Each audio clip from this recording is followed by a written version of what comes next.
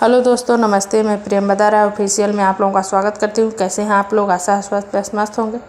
और मैं आज आप लोगों के सामने उर्दू गीत गाने जा रही हूँ, तो आप लोग सुनिएगा। अच्छा लगे तो लाइक शेयर करिएगा और चैनल पर नए हो तो सब्सक्राइब ज़रूर कीजिएगा और प्यारा प्यारा कमेंट करके हमें बताइएगा कि हमारा गाना कैसा लगा। शादी ब्याह में गाया जाने वाला उर्दू गीत है दोस्तों। शगुन जब उठता है तो उर्दू छूते समय गीत गाया जाता है, तो आप लोग ज़रूर गाइएगा, गुनगुनाइएगा और कमेंट कीजिएगा। गाना को फुल वॉच कीजिएगा। धन्यवाद।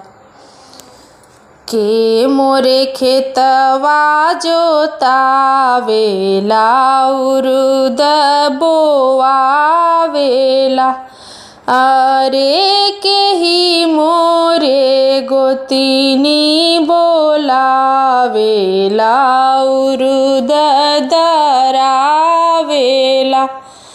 अरे के मोरे धोइया धोआवेला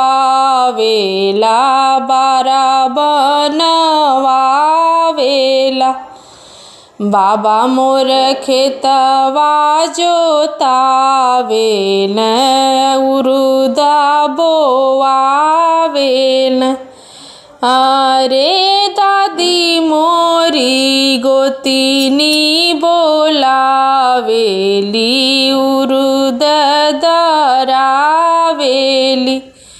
अरे मैया मोरी धोइया धोआवेली बारा बनवावेली, के मोरे खेतवा जोतावेला उरुद बोआवेला, अरे के मोरे गोतिनी बोलावेला उरुद दरावेला, अरे के मोरे धोइया धोआवेला बारा बनवावेला, पापा मोर खेतवा जोतावेल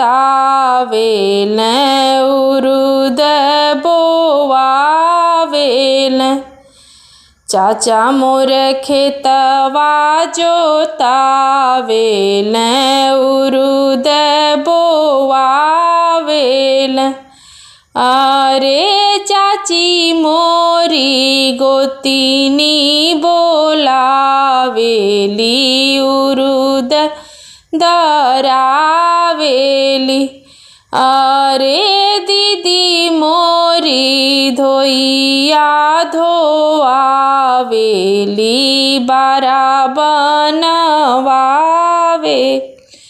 अरे बुआ मोरी धोइया धोआवेली बारा बनवावेली।